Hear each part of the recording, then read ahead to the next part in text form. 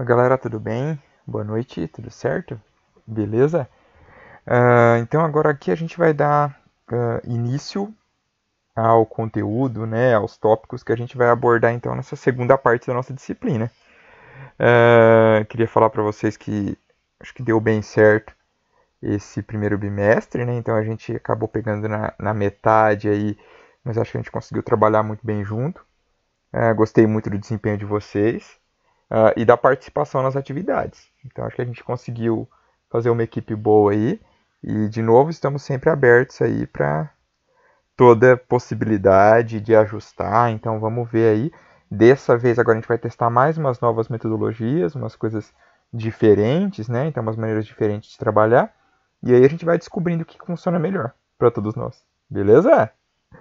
Pessoal, então, nesse momento agora, hoje vai ser uma aula só introdutória, assim, para essa segunda parte de bases da biologia molecular, né? Que a gente ainda não vai falar de técnicas. Então a gente vai finalizar esse segundo bimestre ainda falando das partes de base. E a gente vai falar um pouco sobre o dogma central da biologia molecular, que é então um conteúdo norteador, assim, né? Que vai englobar várias partes de como se dá a função desses ácidos nucleicos, né? Então a função desse material genético. O dogma central da biologia molecular, ele basicamente relaciona a forma como a informação gênica vai fluir em cada um dos seres vivos que a gente tem. Então existe basicamente um processo global, né? Tanto em uma bactéria quanto em um ser humano ou em outros eucariotos, a gente tem um processo global muito semelhante que acontece o fluxo dessa informação gênica. Que é basicamente, esmiuçando, né, é a maneira como a informação que está contida na sequência de nucleotídeos no DNA, então naquela molécula de dupla hélice que a gente analisou em detalhes, né, na última avaliação, como que essa informação contida no DNA, naqueles segmentos específicos de DNA que a gente chama de genes, como que essa informação é transcrita em RNA, ou seja, ela é usada de molde para a produção de RNA, né, através de todo o processo de transcrição que vocês já viram, né, na genética e também na biocell, e como que essa informação contida nesse RNA mensageiro, né, que essa informação que está ali nesse transcrito, ela é traduzida e origina os polipeptídeos. Ok? E esses polipeptídeos, em muitos casos, são proteínas efetivas, né? Em outros casos, são polipeptídeos que vão atuar em conjunto para aí sim formar uma proteína. Então, basicamente, quando eu falo em dogma central da biologia molecular, eu estou falando de todos esses processos. Então, de como a informação no DNA é transcrita em RNA mensageiro e como a informação do RNA mensageiro é traduzida por ação dos ribossomos em polipeptídeos. Além disso, a gente relaciona também a esse tópico de dogma central a replicação do DNA. Então, a maneira como o DNA consegue permanecer e se duplicar, né? Então, fazer essa replicação fiel. Esse processo, né, essa maneira como esses processos ocorrem, apesar de ela ter especificidades entre os procariotos e os eucariotos, ela obedece várias regras gerais. E, de novo, o mesmo princípio que a gente usou lá para falar dos estudos de estrutura, né, e descoberta, principalmente dos de descoberta do material genético, que envolveram bactérias, principalmente, aqui a gente também tem um estudo muito maior, né, historicamente falando, nos procariotos, nas bactérias, e muito disso é extrapolado para os eucariotos. Então, algumas vezes a gente só muda um nome para os eucariotos, ou às vezes eu tenho processos mais complexos e mais elaborados mesmo. A gente vê aqui duas diferenças fundamentais desse processo, né, do dogma central. A maneira como ele ocorre em procariotos e eucariotos. A primeira grande diferença é o tipo celular. Se a gente olhar os procariotos, a gente tem todos os eventos acontecendo em um mesmo local, já que eu não tenho um núcleo, né? Vocês lembram que nos procariotos o DNA ele fica contido em uma região chamada de nucleoide, que fica ali na parte geralmente central dessa célula bacteriana, né? Essa célula procariótica, na parte central do citoplasma. E não tem nada envolvendo ele, então não tem nenhum envoltório. E esse DNA que está ali, ele está enovelado, compactado, mas ele não está envolvido em proteínas histonas, como a gente observa lá nos eucariotos, em que o DNA está muito mais compactado. Lembram lá? Que o DNA dá aquelas duas voltinhas nos octâmeros de histonas e se compacta, formando aqueles cromossomos lineares que a gente vê nos eucariotos. Aqui não. Aqui nos procariotos o cromossomo é circular e ele está compactado com proteínas, mas não tão compactado quanto nos eucariotos. Isso faz com que todos os eventos aconteçam no mesmo local. Então, tanto a replicação, quanto a transcrição, quanto a tradução vão acontecer no mesmo ponto, no mesmo sítio, que é o citoplasma, né?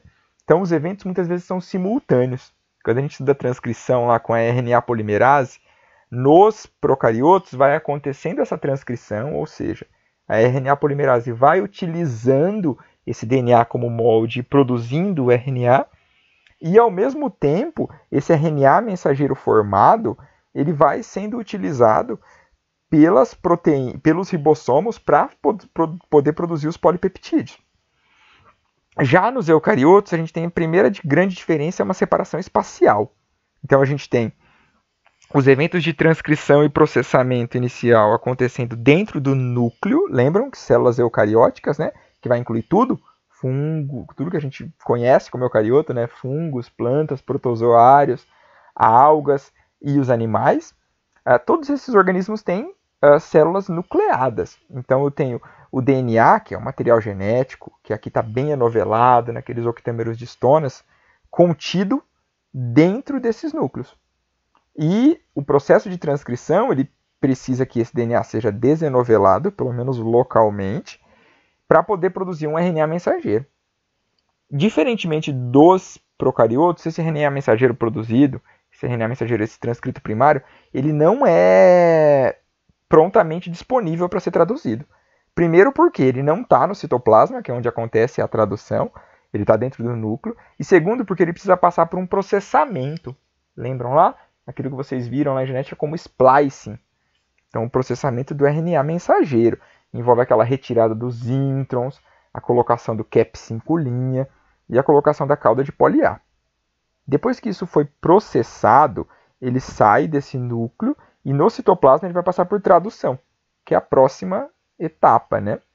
E ela é feita por ribossomos, assim como em procariotos. Então, ela compartilha muitas coisas semelhantes. Esse processo vai estar acontecendo, então, em linhas gerais de modo semelhante, mas guardando diferenças importantes que a gente vai discutir, tá bom?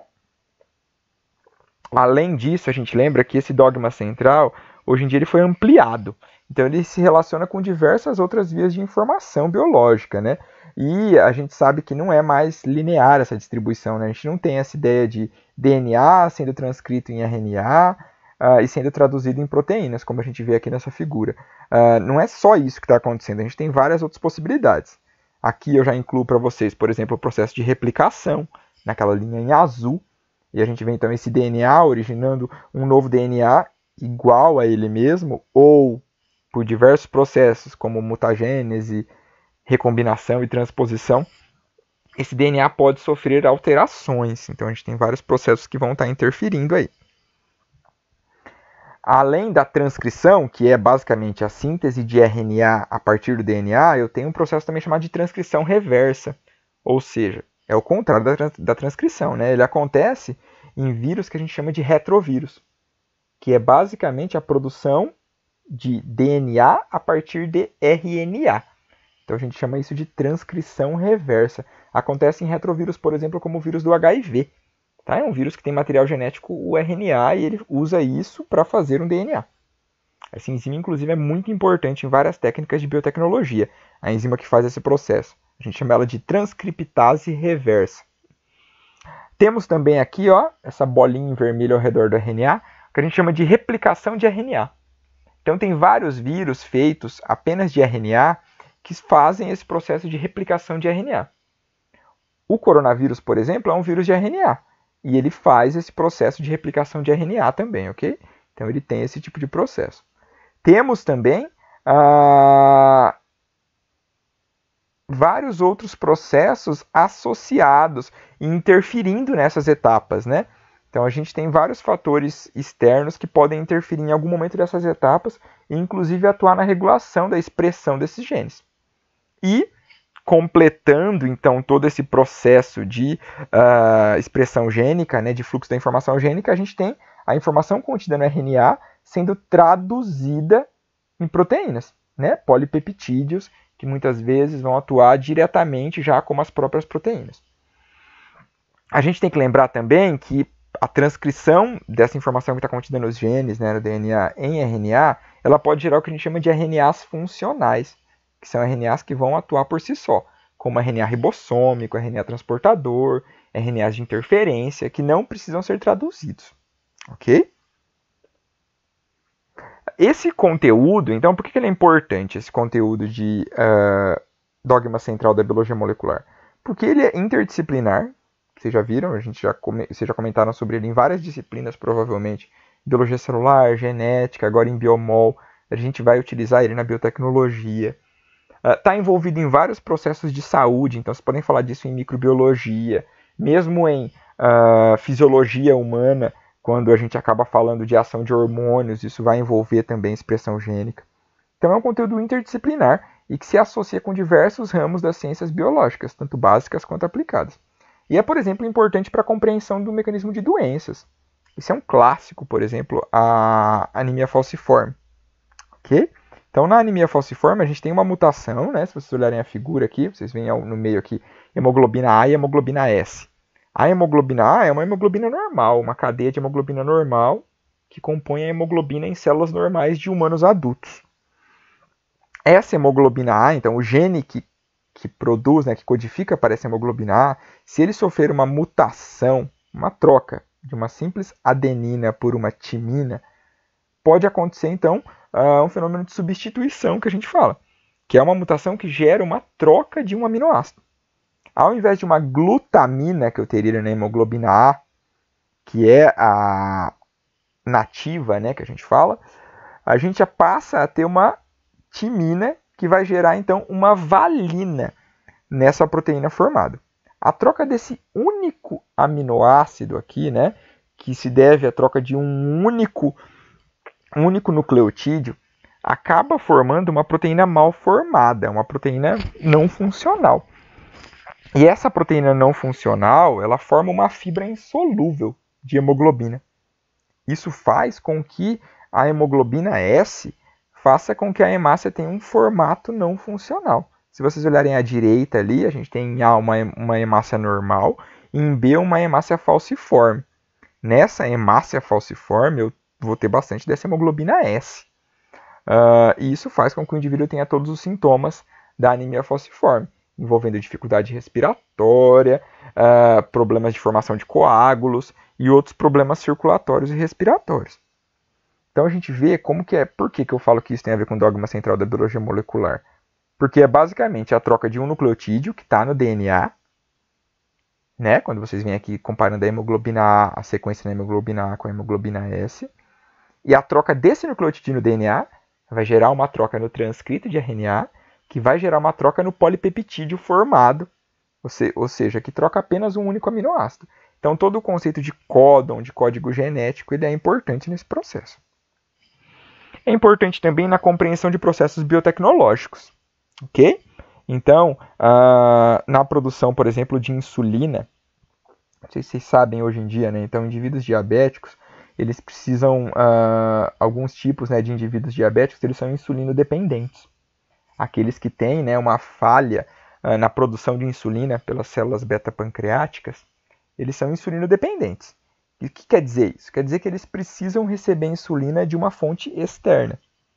Então, eles não produzem essa insulina em quantidade normal e que vai ser suficiente para manter o nível de glicose, né, na corrente sanguínea desse indivíduo. Para isso, eles precisam receber insulina de uma fonte externa. Essa insulina que esses indivíduos recebem, no início, quando se começou a utilizar a insulina de fonte externa, se utilizava o que a gente falava de insulina porcina. Então, uma insulina realmente isolada de porcos, né? Quando a gente geralmente usa alguma coisa para fim médico, se usa porcino em vez de suíno, né, no termo. E essa insulina ela era isolada diretamente do pâncreas desses animais. Então, você precisava de quilos de pâncreas para poder isolar um pouquinho de insulina. Ela era muito cara e não era totalmente biocompatível. Para resolver esse problema, depois do desenvolvimento das técnicas biotecnológicas, passou-se a realizar o que a gente fala de expressão de uma insulina recombinante. Então, a insulina humana, né, que é uma proteína, ela é produzida por um gene.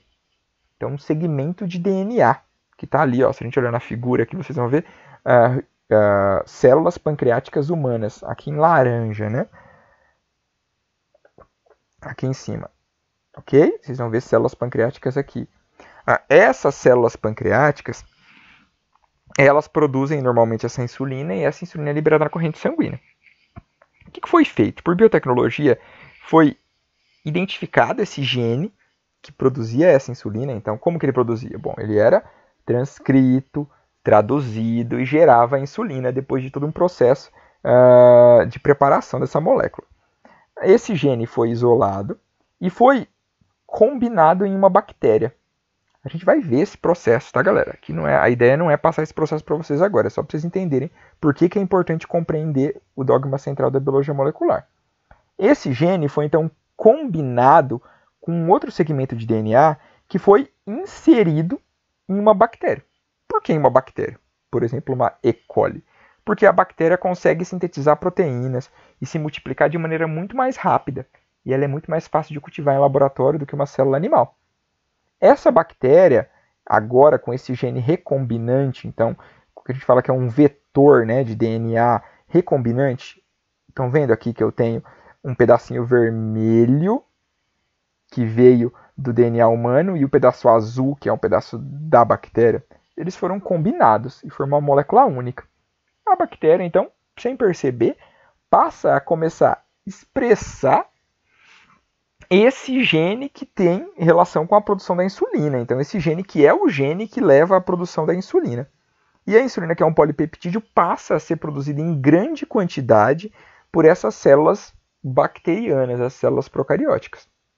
Passa a ser produzido como? Bom, basicamente eu tenho o gene da insulina, que é um segmento de DNA que está ali incluído então nessa bactéria, que vai ser transcrito em RNA e traduzido em um polipeptídeo que vai gerar insulina.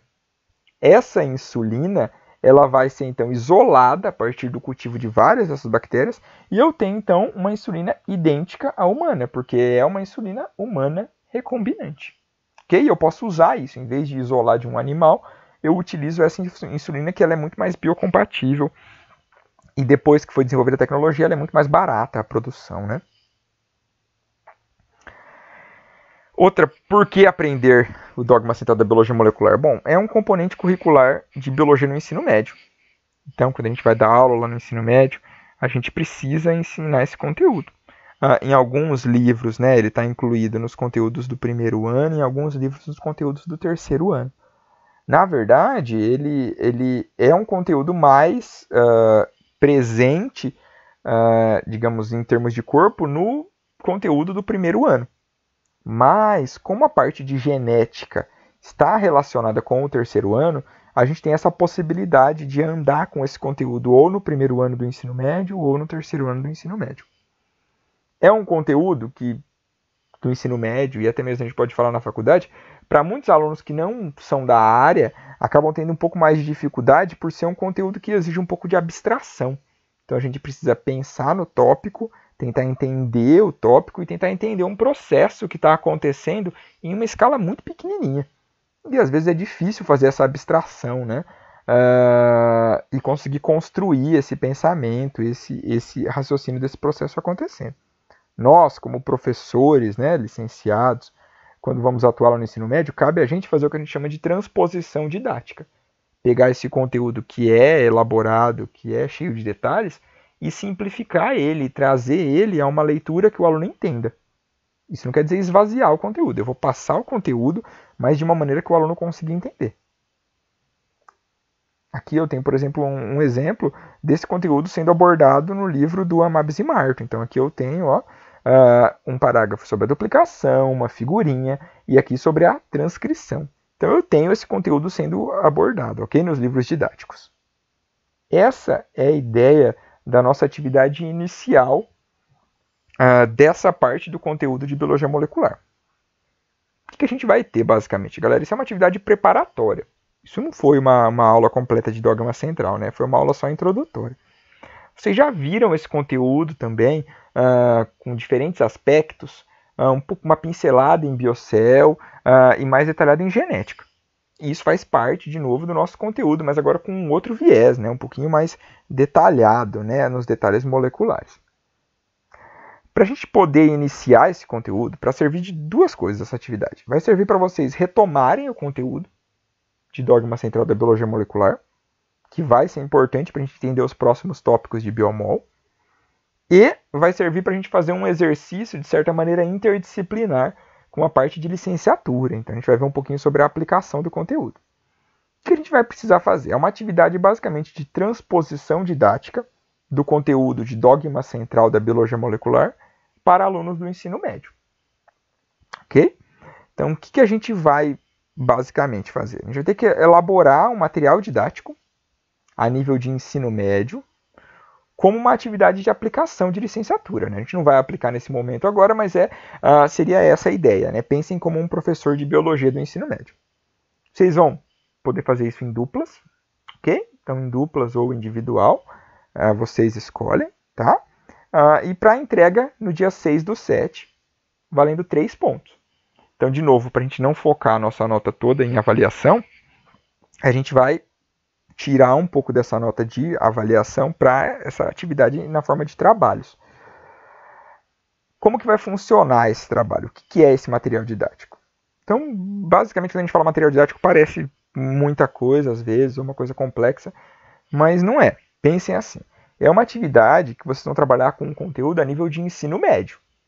Ok? Então, eu sei que vocês sabem mais, mas vocês não vão precisar. Vocês vão trabalhar com ele a nível de ensino médio. O que eu aconselho para vocês? Como que vocês vão trabalhar esse conteúdo? O ideal seria vocês pegarem um livro de ensino médio, de biologia, e ver de que forma que esse conteúdo está sendo abordado lá. Okay? Então, vocês vão primeiramente ler o conteúdo. Dogma central da biologia molecular. Pode incluir tanto replicação, quanto a parte de transcrição e tradução. Ok? Uma vez que vocês leram esse conteúdo e organizaram, pensem como um professor de biologia. Então, se eu pensar, olha, é um conteúdo de difícil abstração, né, que é complexo.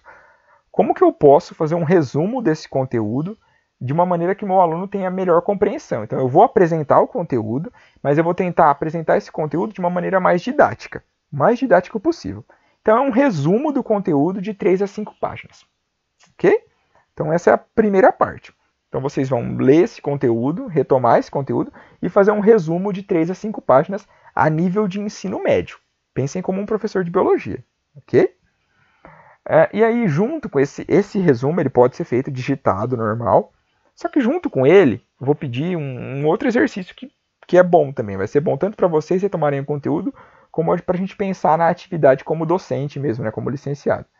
Vocês vão fazer 2 esquemas. Vão criar 2 esquemas manuscritos, ou seja, feitos à mão, tá? Que são basicamente ou desenhos, ilustrações ou esquemas feitos à mão. Vou pedir para vocês fazerem, por exemplo, em uma folha A4, tá? Uma folha de sulfite. Não tem uma folha de sulfite, professor. Não tem problema. Pode ser uma folha de caderno, não tem problema. Mas no tamanho de uma folha A4, só que façam bem feito. Mesmo que for uma folha de caderno, façam com cuidado, né? Com dedicação. E vocês vão fazer um esquema. Isso pode ser, galera, um esquema de resumo do conteúdo com quadrados e setas. Pode ser um desenho mesmo, uma figura indicando algum dos processos, por exemplo, a tradução, então uma figura indicando esses detalhes. Tentem elaborar alguma coisa. Logicamente que a gente vai ter inspiração nos livros e vários tipos de figuras, mas tentem adaptar de alguma maneira o desenho ou o esquema de uma maneira que vocês achem que fica interessante. Talvez de uma maneira que vocês poderiam passar no quadro, ou de que vocês poderiam fazer um esquema, imprimir isso e entregar para os alunos. Ok? Então, 2 esquemas manuscritos, abordando qualquer parte do conteúdo, fazendo um resumo, então vocês têm liberdade para fazer isso. E além disso, para finalizar, uma questão. Então, uma questão de abordagem do conteúdo. Uma questão relacionando qualquer tipo de tópico. Ok? Então, vocês vão elaborar essa questão, pensem numa questão interessante, né? Não tentem não copiar uma questão de vestibular ou uma questão do livro idêntica, sabe? Pensem numa questão interessante. Eu entendo que a gente vai se embasar nesses materiais, né? Mas pensem numa questão que tem uma abordagem interessante do conteúdo. Pode ser só de uma parte do conteúdo, pode ser de uma visão mais global, pode relacionar com outro conteúdo. E aí sempre lembrando que vocês têm que me entregar a questão e o gabarito, né? Então, a questão e a resposta que vocês esperavam. Essa questão pode ser objetiva, pode ser somatória, pode ser de qualquer coisa. Pode ser de complete, pode ser dissertativa, pode ser para o aluno escrever, pode ter um texto, pode ser qualquer tipo de questão. Vocês têm liberdade. Ok? E aí, isso tudo em conjunto vai constituir o material didático. Tá? Então, relembrando, vocês podem fazer em dupla. O resumo e a questão pode ser digitado normal, mas os esquemas eu quero manuscritos, tá? Quero que vocês façam à mão esses esquemas, beleza? Pode ser um desenho, pode ser um esquema das mais diversas maneiras. E aí isso vai dar base para o nosso conteúdo, tá? Vai ser a primeira, se mudar alguma coisa eu converso com vocês, mas à primeira vista vai ser a nossa única atividade, né, além da prova nesse segundo bimestre, tá? De biologia molecular, né? Então, e vale 3 pontos da nota. Né? Então, pensem que de 10 pontos, 3 pontos já são nessa atividade e vocês podem fazer em dupla. Tá? Então, acredito que vai servir para duas coisas. Vai servir para preparar vocês para o conteúdo e vai servir para a gente fazer um teste de aplicação também, né? E acabar associando um pouquinho com o estágio. Tá bom? Ok? Então, uma atividade para o dia 6/7. Beleza? A gente vai ter nesse meio tempo, né, as aulas de conteúdo. Eu vou passar para vocês as aulas de conteúdo, tá? Mas a gente vai agendar depois a nossa avaliação, provavelmente depois do retorno das férias, né, desse período de recesso de meio do ano, tá bom? Mas a gente não sabe ainda como tá ficando as coisas, eu vou avisando vocês. Beleza? Valeu, galera, boa noite. Fico disponível para qualquer dúvida, tá bom? Valeu, até mais.